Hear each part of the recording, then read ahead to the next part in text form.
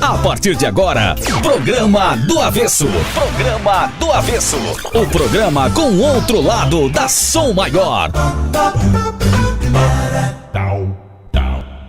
Oferecimento: Bistec Supermercados, muito mais que economia. Heraldo Construções, Atlantis Residentes, Spirit of the Sea, Fiat. Aqui é Duna. Freta. Mega Liquidação Freta. A loja mais completa para transformar sua casa. Metropolitan Mall. Entre e se encante. E Unesc. Experiência que tem valor. Venha para a Unesc, a nossa universidade. Se os tímpanos estão lubrificados e a mente calibrada, segura na cadeira, ajusta o volume do rádio, sintoniza direito a bagaça que tá começando aqui na Rádio Som Maior, comigo, Mano Dal Ponte. Ela que não tem um currículo tão grande quanto da entrevistada. Tenho muito menos inglês, acho que eu não tenho nada em inglês no meu currículo. Tens no teu? Algo em inglês? Não, acho que não. Não, vamos transformar. Né? Então. Tem que botar em inglês pra ficar bonito, né? Em inglês, eu acho que Como pesa. É que é em inglês? Em espanhol é revés, né? É revés, né? Revés em espanhol agora. O avesso, não sei como é que é em inglês. Não faço a mínima ideia. Programa do Avesso em português e no ar, entendeu? No ar hoje? No ar hoje. Sabe? Hoje não sei porque é um programa gravado, tá bom, entendeu? Mentes brilhantes passam por Criciúma e a gente traz pro Avesso. Cata ela, somos Na verdade, doentes. eles buscam a gente, né, mano? A gente viramos referência, né? Viramos? É, daí eles procuram, assim, disso, né? Não, quero muito no Se não é programa banana, do não é Avesso. banana que você tá comentando, assim, com os ouvintes, eles vêm aqui realmente, Eles né? vêm de verdade. É balela, não é aquele banana? Balela? Balela. Não é balela, banana, não. Não é? Apresenta a nossa convidada. Estamos no ar hoje recebendo ela, e também tem apelido. Hoje a Pete, o Mano e a Kate Line Viacava. Olá, boa tarde a todos. Tudo bom, Kate? Tudo bom. Gaúcha, né? Já deu pra notar. Isso, de Porto Alegre. De Porto? Os de Porto eu não gosto. Gosta sim, ele casou com Gaúcha, olha só, hoje a Kate vai nos ensinar a conectar mente e cérebro, e cada vez mais eu compreendo o quanto a mente da gente comanda tudo, Kate. Isso. Alguém tem dúvida disso ainda? Tudo, mano. Tudo. É tudo assim, tudo. Tudo depende da tua mente, pode ver. Sabe que eu acho que o nosso coração é a nossa mente. O coração? Claro, essa história do coração não é a nossa mente, entendeu? Porque a Kate com certeza estudou isso. As pessoas, elas criam os problemas. Elas criam, os problemas não precisam ser criados. E onde é que eles estão? Na mente. As noias. Tu começa a noiar e tu começa a pensar coisas que... Não pensa isso, não precisa pensar isso. É mais ou menos isso. Mas é bem isso que a gente vai falar, exatamente sobre essa competição entre corações e mentes, né? E essa vontade que a gente tem de justificar aquelas motivações que vêm de dentro. Todo mundo tem que buscar explicações para isso. Por que as pessoas sempre buscam... inventam desculpas para iniciar os novos ciclos, novos trabalhos, novos momentos? Por que as pessoas sempre colocam pilares, indicando, olha, se isso acontecer eu farei isso, se isso não acontecer eu não faço? Por que elas fazem isso? Ou tipo segunda-feira, dia primeiro. Agora a gente tá vivendo uma época muito a ver com isso, né? Fim de ano, né? Então vamos fazer as metas de 2019. E aí 1º de janeiro tem gente que já diz, não vou mais beber, porque bebi na virada, e agora a partir de 1º de janeiro... Ou então segunda-feira, né? Segunda-feira. Que é o Dia Nacional, né? Internacional da dieta, não é? Então, porque a gente tem essa tendência a desvalorizar aquilo que está no futuro. A gente tem metas para o futuro, mas gosta mesmo, na verdade, é de manter o hábito. E a nossa motivação maior é para manter as coisas do jeito que elas estão. Então, a gente acaba empurrando para frente e criando, né, justificativas para justamente, né, para justificar essa procrastinação. Deixa eu ler o teu currículo, adoro o currículo. Vou apresentar a Kate, que o ouvinte está dizendo, mas quem é Kate? A Kate, gente, a Kate, meu povo, é membro da Society for Neuroscience e da Academy of Management. Nossa, onde é que você tá? Nossa, Academy of Management. O que é isso? A gente pode te batizar como coach? não, eu não vou resumir um currículo desse aqui. Coach, não, eu Kate, me recuso. Não é coach, Kate? Não me recuso sou. A fazer isso. Não, nada contra os coaches, né? Admiro muito, mas não pratico coaching. Eu sou pesquisadora e dirijo uma empresa de pesquisa chamada Decision Making Lab. E eu represento essas duas sociedades, a Society for Neuroscience nos Estados Unidos, que é a maior associação de neurociências do mundo, que reúne mais de 120 países no mundo e 30 mil neurocientistas. e represento para o Brasil e para a América Latina, agora como embaixadora, a Academia Americana de Management, né, de Administração, na divisão de Cognição Gerencial e Organizacional, onde a gente trata justamente dessas questões, dessas concorrências, assim, dessas competições internas que os líderes também passam no dia a dia da gestão, tentando, né, integrar as suas motivações com objetivos e metas nas carreiras e nos trabalhos, né? Resumindo, tu é foda, né, Kate? Resumindo, né? Resumindo, assim, tu se acha assim? Se sente assim? Fodona? É difícil, né? A gente, eu gosto do que eu faço e me sinto à vontade. Faz perfeito. Me sinto à vontade. É aquela pessoa que pode dar mijada nas pessoas porque ela está fazendo coisa errada? É o seu papel dizer o seguinte: para de fazer cagada. É mais ou menos isso. Pós-doutorado, meu amor, eu saía nua nessa cidade. Você tem essa como é que é? Essa prerrogativa no teu currículo? Para de fazer merda na tua empresa, você tá fazendo cagada, você faz isso.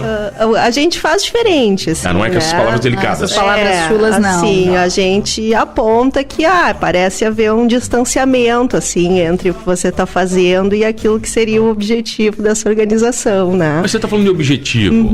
Quantas organizações têm objetivos bem definidos?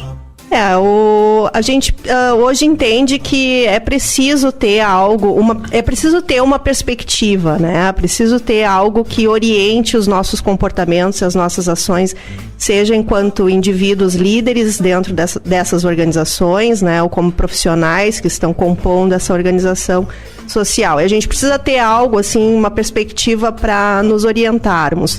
Agora, é óbvio que a gente entende que esses objetivos vão sendo ajustados em função, né, das contingências, das mudanças do ambiente interno e externo dessa organização.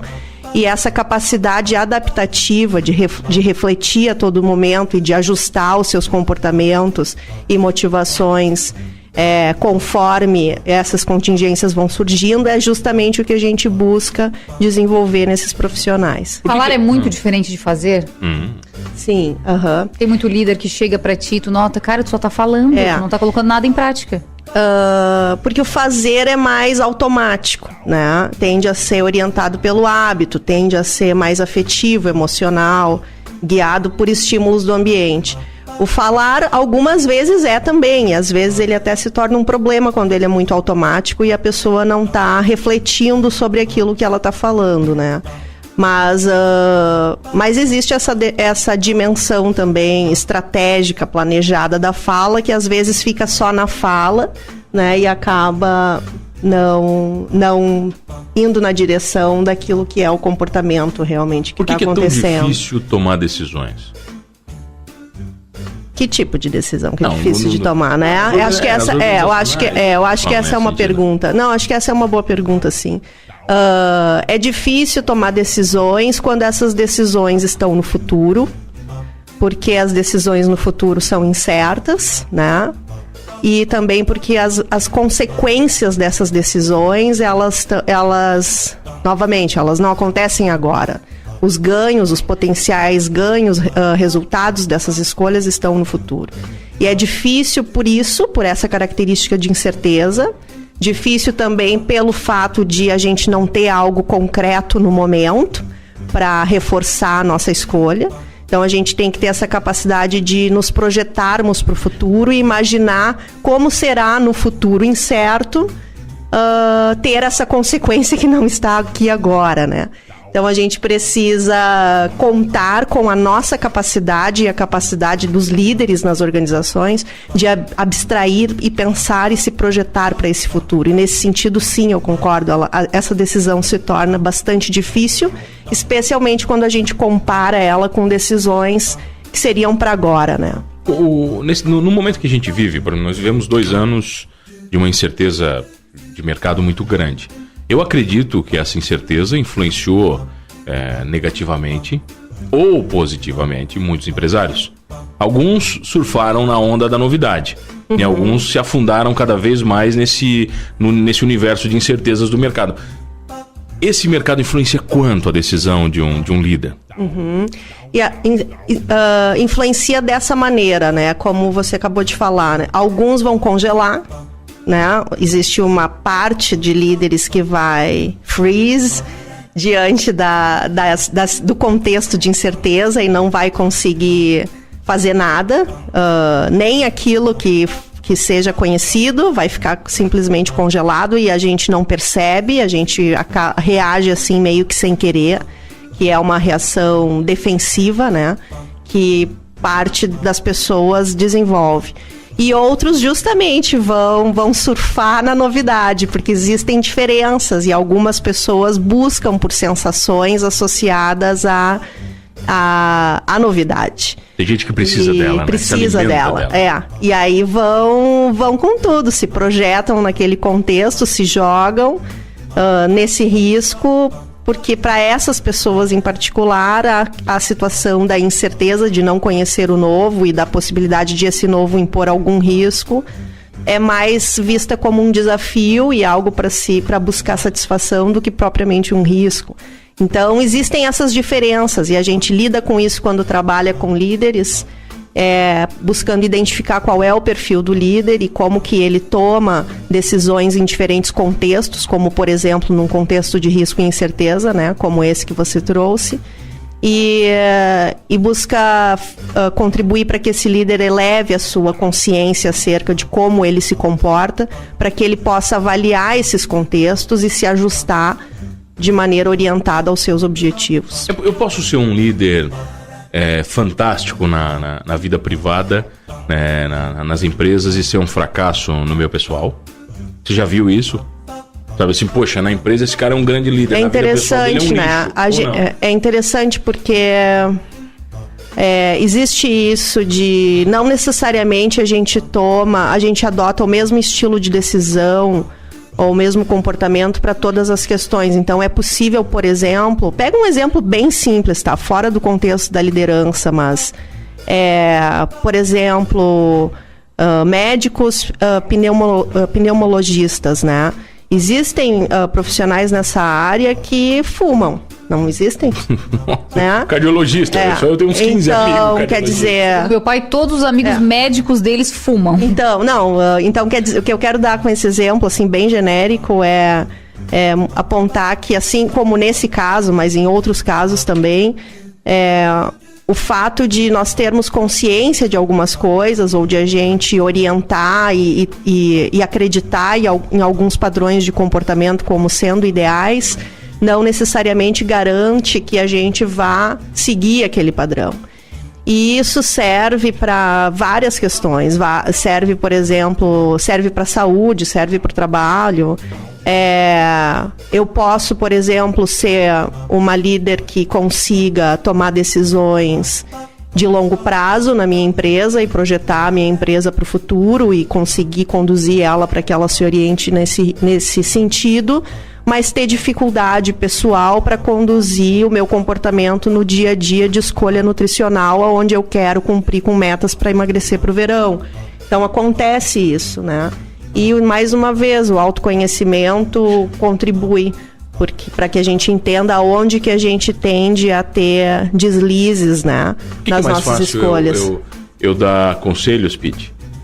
Mas todo mundo é um sábio chinês quando dá conselho pros outros, né? E a gente não faz as coisas. Por que acontece isso? Com a nossa mente, né?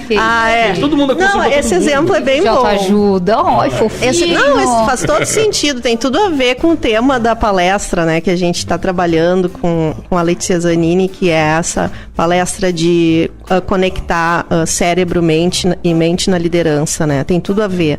Quando a gente está dando conselho, possivelmente a gente está conectado com esse outro, né? E tá pensando no problema do outro e tá buscando possíveis soluções para contribuir. Possíveis soluções que a gente acredita que vai funcionar para aquela pessoa, né? Cada vez que a gente está fazendo isso, seja em relação ao outro ou seja em relação a nós mesmos, a gente está refletindo sobre a situação, a gente está planejando aquela situação, a gente está avaliando, julgando, né? Toda vez que a gente faz isso, a gente utiliza um tipo de processamento cognitivo que hoje a gente chama de sistema 2, deu esse nomezinho, né? Que didaticamente funciona. Agora, quando a gente está lidando com os nossos próprios problemas, né, e especialmente problemas que têm um caráter afetivo, geralmente a gente não processa essa situação acessando o sistema 2, né, que é esse sistema mais racional, associado ao processamento por meio do córtex pré-frontal, né. Quando a gente está lidando com as nossas questões de maneira automática no dia a dia, espontânea, especialmente quando são problemas, a gente está recrutando outra área do cérebro, que a gente chama hoje de sistema 1. Então faz todo sentido até... O amor vive no sistema 1, é isso? Vive, faz todo sentido, lógico que seja diferente o comportamento quando eu estou oferecendo um conselho para alguém e eu estou avaliando e julgando aquela situação. Julgando não no sentido crítico, mas no sentido de avaliando, de análise. Versus quando eu estou lidando com as minhas situações afetivas, os meus problemas. Se essa teoria aí do sistema 1 e sistema 2 estiver certa, explica essa diferença de comportamento. Não, mas tudo a ver, né? Quando você está num conselho, você é o mestre. A satisfação, ela é muito perigosa para um líder? A satisfação ou a insatisfação? Insatisfação. Por exemplo, nunca tá bom, entendeu? Então eu não vou tirar o humano, e aí eu pego o outro, e aí eu digo, não, mas também não tá bom. Ou isso acaba impulsionando, incentivando a buscar uma perfeição inalcançável, não sei.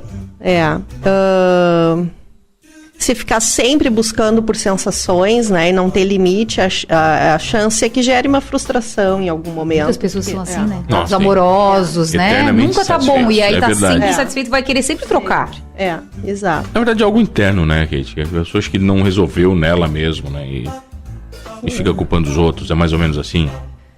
Daí eu já não saberia, teria que pensar mais a respeito, assim, não saberia, não teria uma explicação agora, nesse momento, para justificar, mas o que a gente consegue, assim, desdobrar da questão da insatisfação é isso. Se a pessoa está sempre insatisfeita, se ela está sempre buscando algo que está muito distante, ela não vai ter a realização, ela não vai ter a sensação de realização em nenhum momento, dificilmente ela vai conseguir, inclusive, alcançar metas maiores. Profissionais ou na vida, né?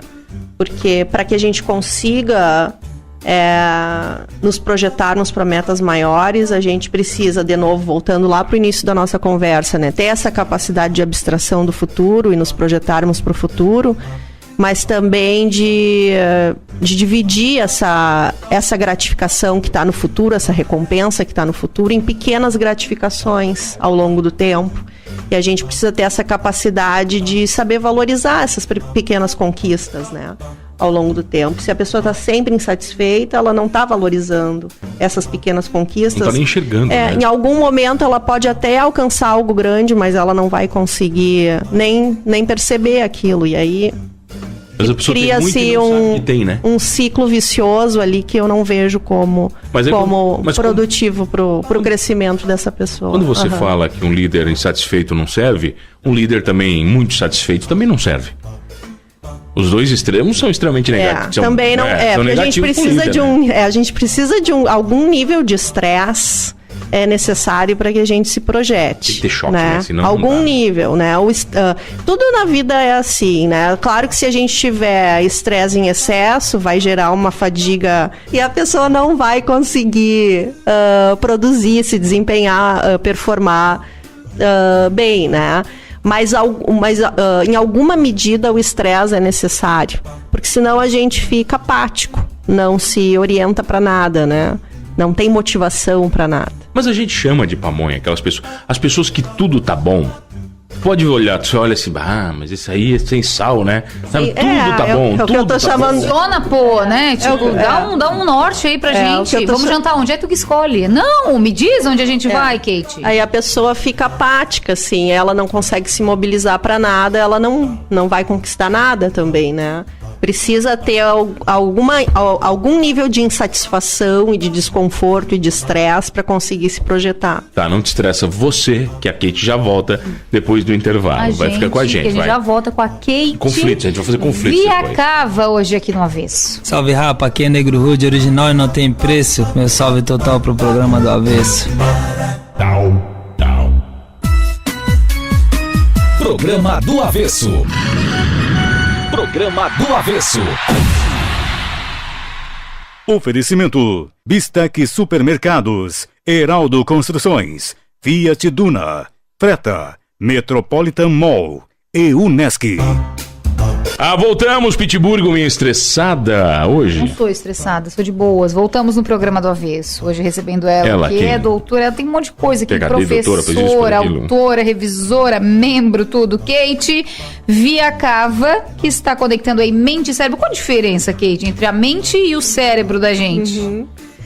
Que a gente está tratando assim essa de maneira dicotômica, porque a mente está mais ligada às nossas percepções, né? A maneira como a gente percebe as situações que a gente vivencia, avalia as nossas emoções, avalia o nosso ambiente. A mente é mais subjetiva dentro dessa divisão que nós fizemos, né?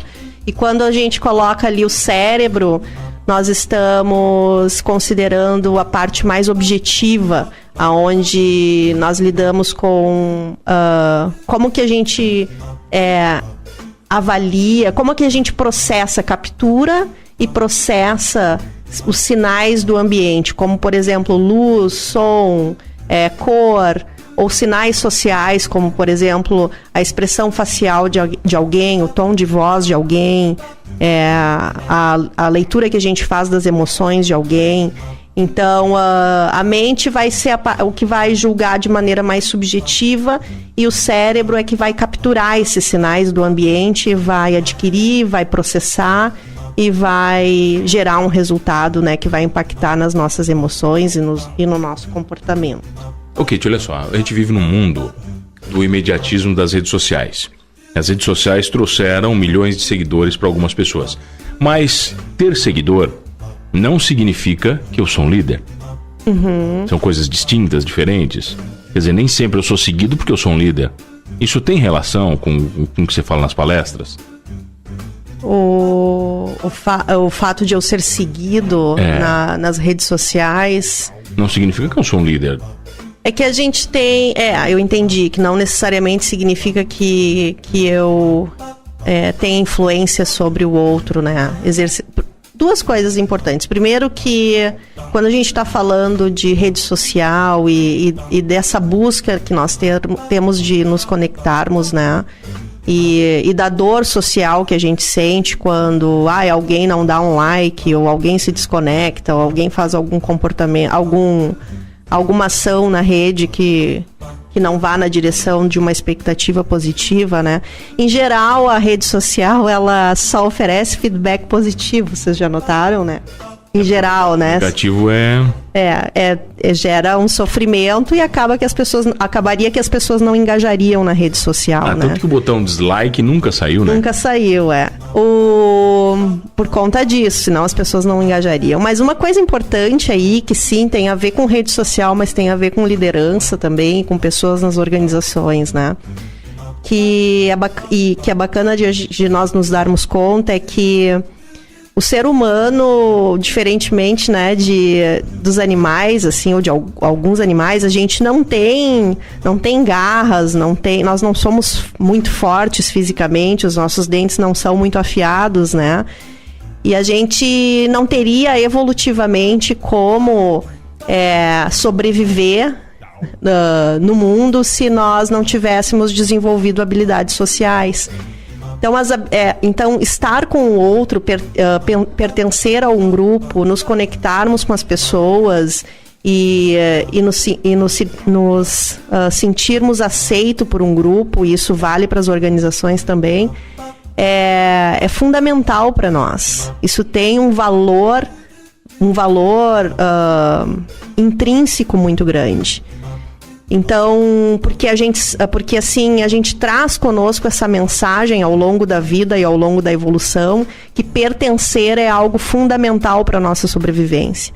Por que eu estou dizendo isso e por que isso tem a ver com rede social?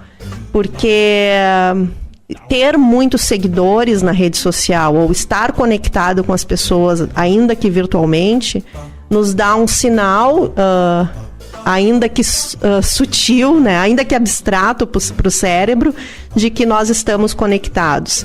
E qualquer coisa que vá na contramão disso gera uma dor social que é sentida por nós verdadeiramente, né?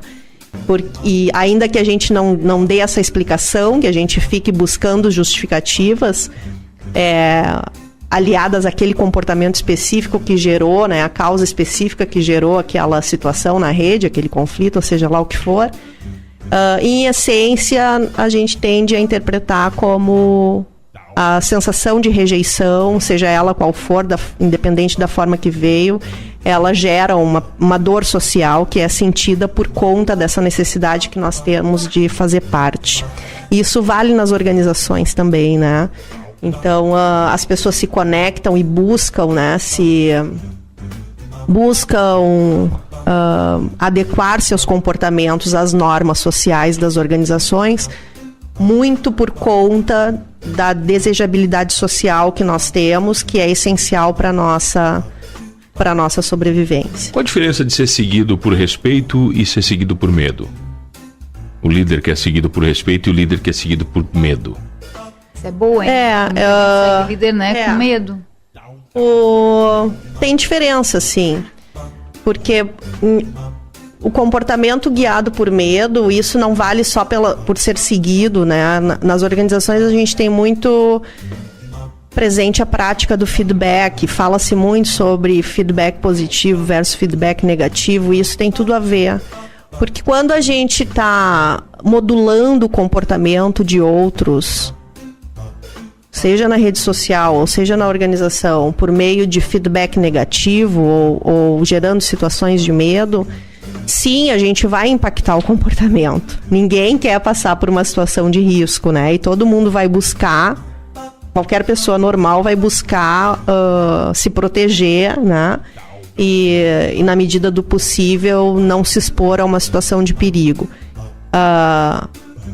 Agora, e isso vai impactar o comportamento. E possivelmente na direção desse líder que está exercendo um papel de impor medo ou gerar um feedback negativo, ou enfim. Agora, o ponto é por quanto tempo que esse comportamento vai ser mudado, né?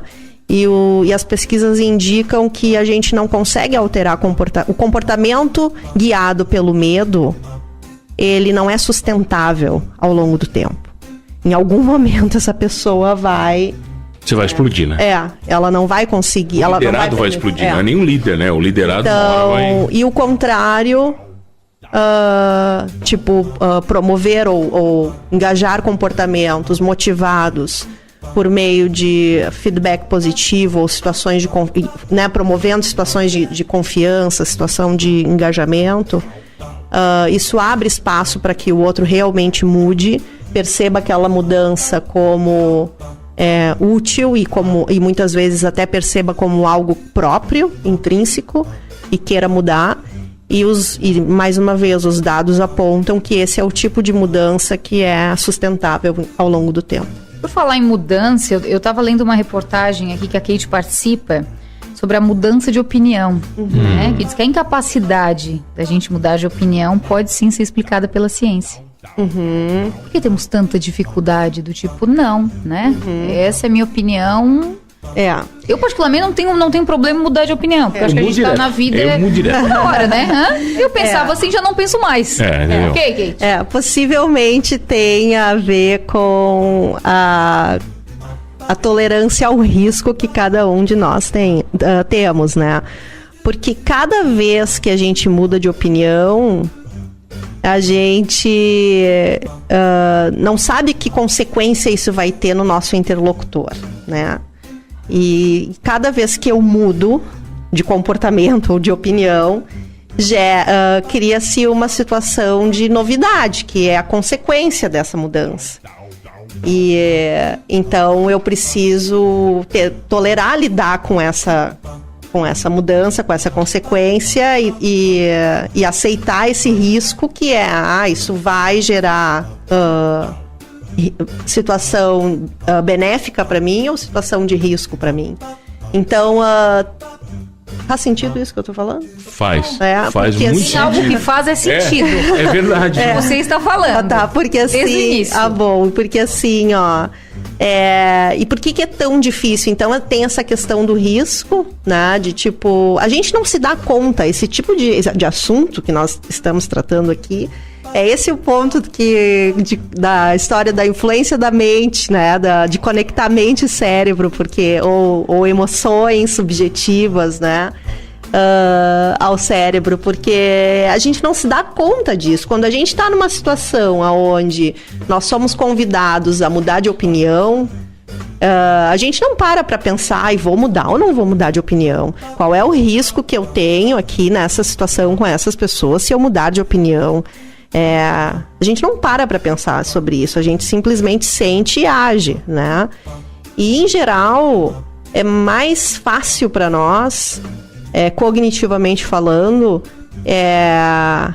nos guiarmos conforme a gente faz normalmente.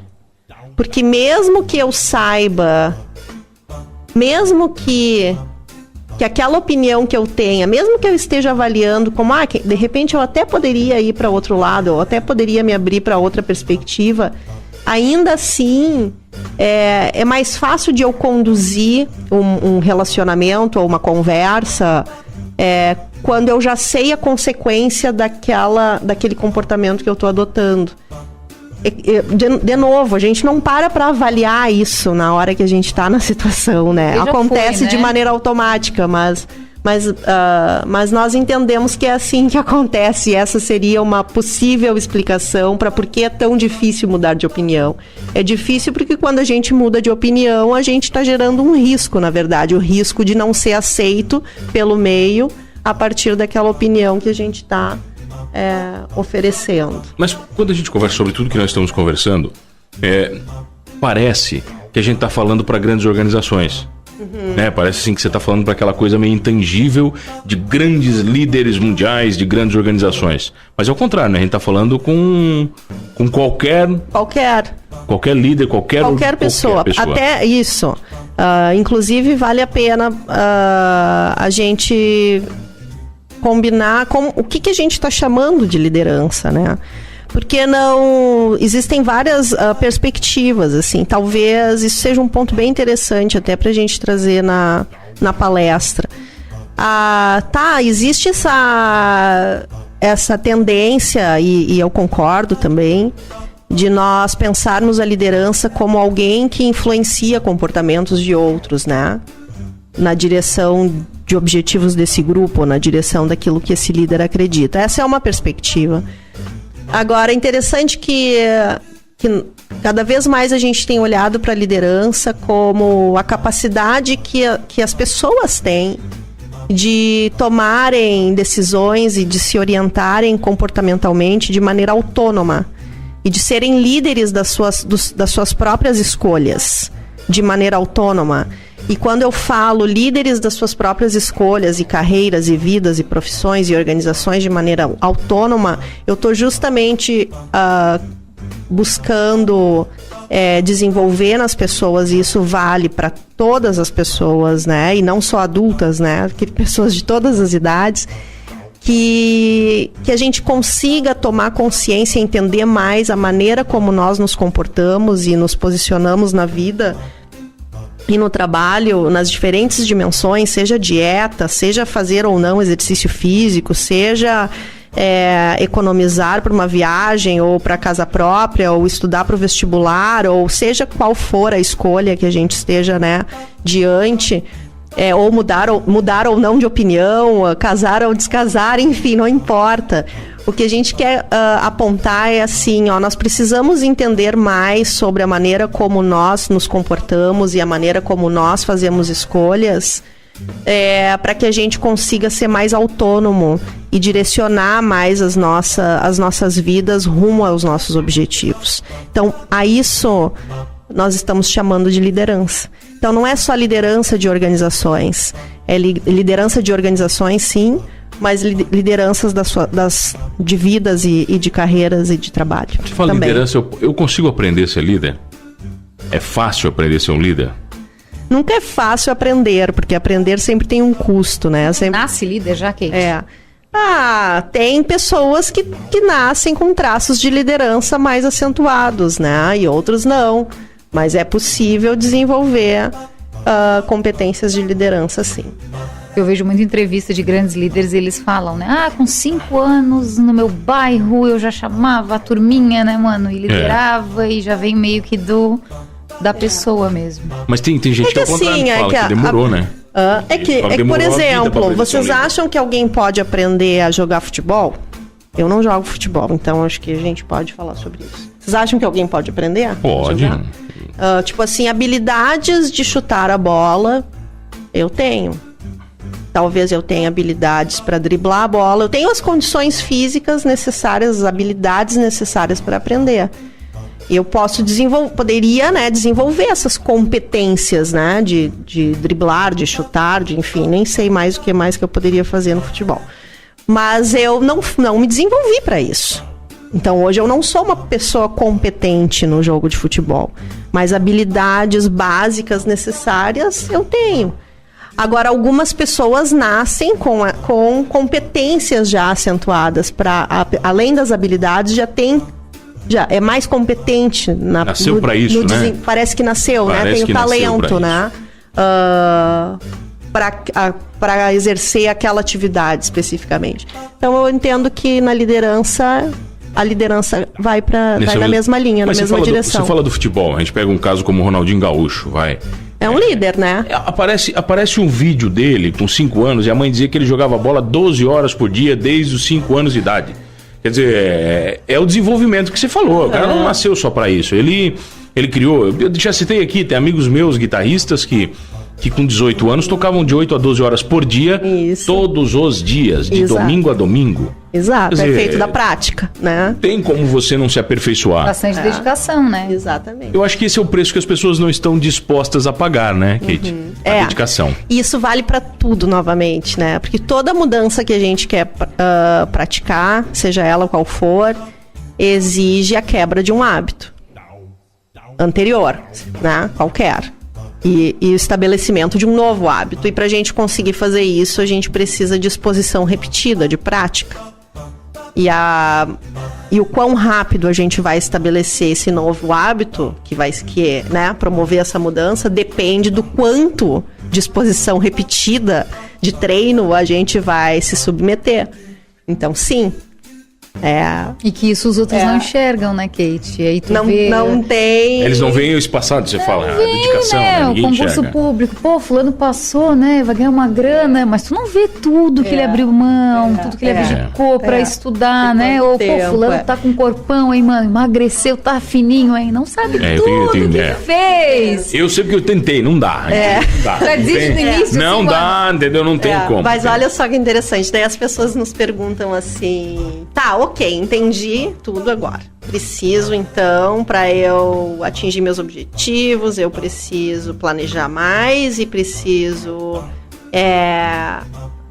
de repetir aquilo, o novo comportamento, até que eu estabeleça um novo hábito, e aí eu não vou me esforçar tanto, então, para manter, porque ele vai automatizar e tudo vai ficar bem.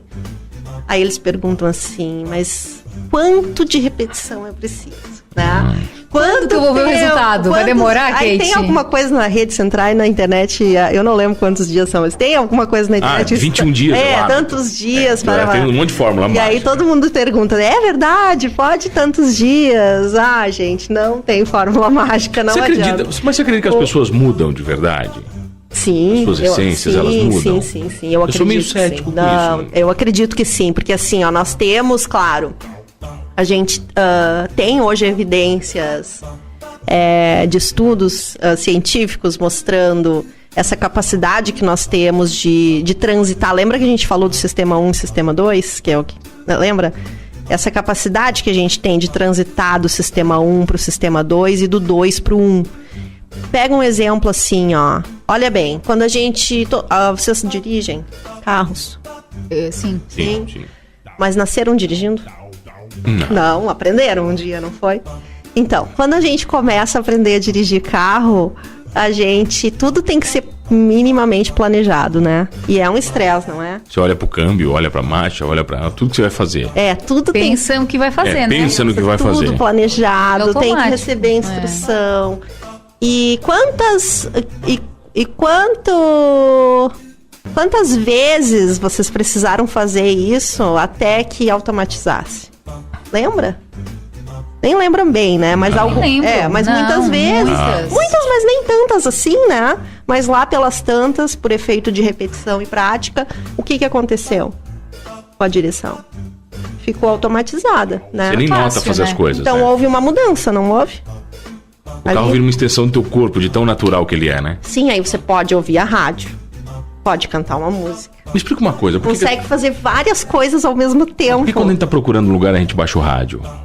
Porque é óbvio. Ciência explica, hein? Claro. Eu não consigo procurar um lugar, eu tenho que baixar o rádio, tem que desligar. Então, fechou com a Eu tenho teoria. que desligar. Por que a gente baixa o som quando vê a polícia? Não precisa baixar o som. Continua o teu caminho, a polícia não vai te Porque prender. tá ouvindo alguma Não, no coisa. silêncio, todo mundo, né? Desliga tudo. Pelo seguinte, quando a gente tá operando no automático, tipo no piloto automático, que era justamente o que eu tava falando, automatizou o comportamento de dirigir, pode ouvir a música, pode conversar, pode cantar, né? Não pode escrever, né, nos celulares, não pode. É isso não. Mas Celular você não pode mexe. cantar, pode conversar e tal. E dirigir ao mesmo tempo. Porque a gente tem um hábito automático, um comportamento automatizado, isso libera o nosso pensamento para fazer outras coisas. E isso é bem bacana. Só que quando apresenta-se uma situação onde a gente tem que avaliar ganhos e perdas, como por exemplo, eu tenho que escolher, eu tenho que definir qual é a rua que eu vou entrar, ou eu tenho que definir um roteiro, uma rota, né? De direção, ou apareceu a polícia, eu tenho que planejar aqui ou me concentrar. Toda vez que a gente tem que julgar alguma situação, eu já não estou operando no hábito, eu não estou operando no sistema 1, eu passo a operar no sistema 2, que é o planejado do julgamento. Sim. E essa é uma das diferenças entre esses dois sistemas. O sistema 2 não permite competição. Ele eu não único. consigo estudar e olhar no Facebook ou no Instagram. Ou eu faço uma coisa, ou eu faço outra. Eu não posso fazer duas coisas ao mesmo tempo quando eu tenho que avaliar, julgar, tomar decisão. Tá falando de homens, né, Kate? Eu tenho que me concentrar. A mulher é multitarefa, ela vem multitarefa de padrão, sistema operacional padrão. Estudo, dá de mamar. Faz Sobe muito. Que não faz nada bem feito. Faz muitas coisas. Nossa. Faz muitas coisas espontaneamente, né? E consegue fazer várias coisas. Talvez o sistema. Talvez, né?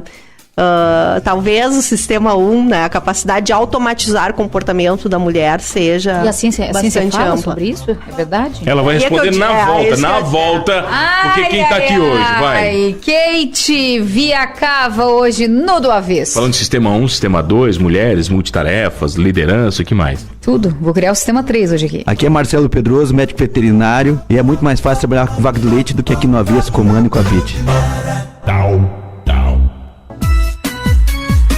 Programa do Avesso. Programa do Avesso. Oferecimento: Bistec Supermercados, Heraldo Construções, Fiat Duna, Freta, Metropolitan Mall e Unesc. Voltamos, Pitburigo. Você tá operando em qual sistema? Estou operando já no Avesso 4. Sistema 4 Sistema é o 4 Avesso, do vai. Avesso hoje. Recebendo a Kate Viacava, que tá falando de conexão aí entre mente e cérebro. A gente foi pro intervalo e eu te perguntei, né? Tem mesmo a ver que a mulher consegue, tem mais essa capacidade de realizar tudo ao mesmo. E isso quem fala também são os homens, né? Eles falam, não, deixa pra minha mulher, que a minha mulher consegue dar jeito em tudo. Esse é preguiça, desculpa. A mulher tem essa facilidade, assim, para automatizar vários comportamentos, fazer várias coisas ao mesmo tempo, tem essa flexibilidade, né? Mas nós falávamos também dessa dificuldade que nós temos de fazer... o exemplo que vocês deram. Eu preciso baixar o som quando eu preciso encontrar um lugar. Ou eu preciso baixar o som quando eu vejo a polícia. Ou então, sim, quando a gente está diante de situações em que exige julgamento, avaliação, a gente precisa concentração total. E mesmo as mulheres. Então não é isso, mesmo as mulheres precisam. Eu preciso quando... Sim, né? Sim. Então nós temos essa característica. Então, Kate, quais são os maiores pecados de um líder? Os maiores pecados organizacionais, vamos lá, de relacionamento, sabe? Que um líder pode cometer. Comportamentais. Eu acho, tem... eu penso assim, no dia a dia das organizações está muito presente a questão da mudança, né? As empresas precisam se reinventar e diante de situações como a gente está vivendo agora, especialmente, né, economicamente no Brasil,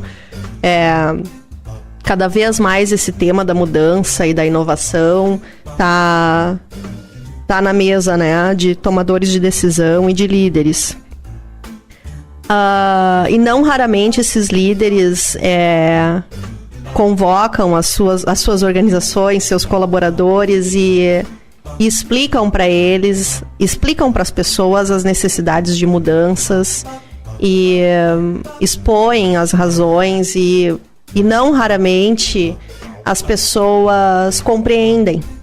Os profissionais das organizações entendem a necessidade de mudança e se colocam à disposição para contribuir com as organizações rumo a essas metas, novas metas ou mudanças que estão sendo provocadas.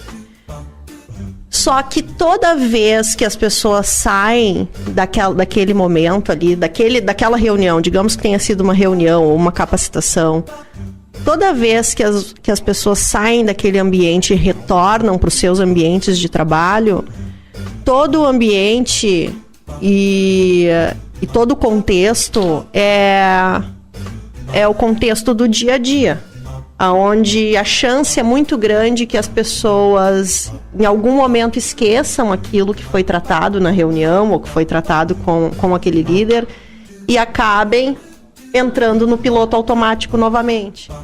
E possam haver deslizes desses colaboradores, fazendo com que eles acabem não atingindo aquelas metas, né, de mudança que tinham sido combinadas. E aí o que a gente observa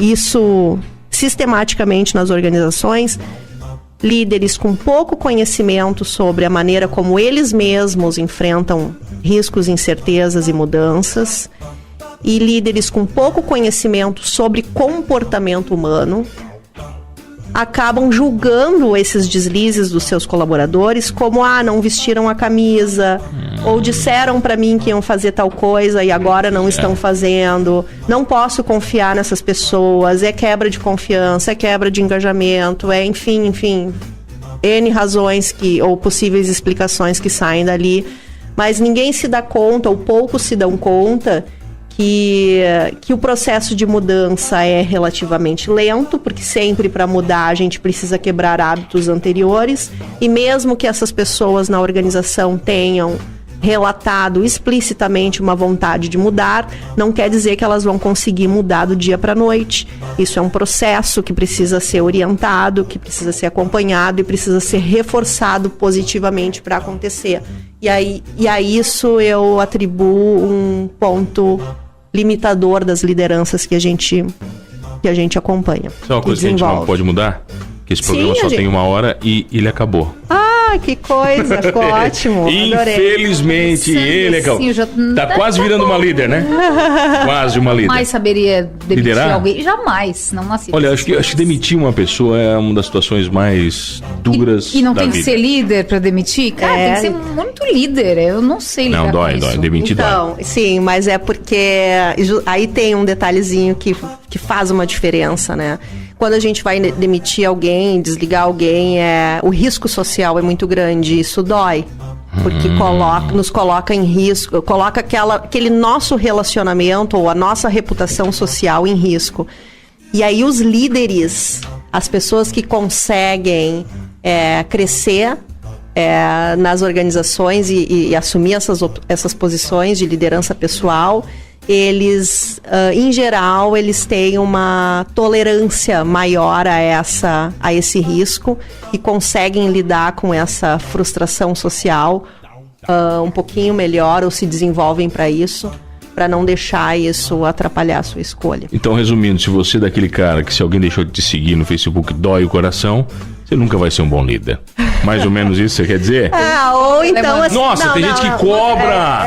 Por que tu não me seguiu mais? Você parou de me seguir. Vai pro inferno, cara. Ou então assim, vai doer pra todo mundo, mas talvez o líder vai entender e vai dizer, tá, ok, doeu, mas paciência, toca a vida. Tá, vai. Que não doeu foi esse programa. Olha aqui, ó. A Kate veio a Criciúma porque ela veio ministrar numa palestra, é isso?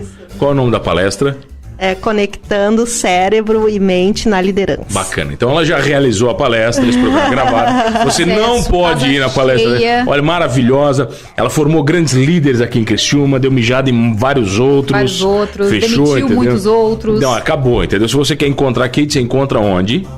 Em Porto Alegre, no Decision Making Lab, que é uma empresa privada de pesquisa cognitiva e desenvolvimento de lideranças. Tem rede social, Kate? Tem Facebook e LinkedIn. É Decision Making Lab. Olha, se você não sabe escrever Decision Making Lab, você precisa de um líder. Você nem procura a Kate. Tchau pra vocês.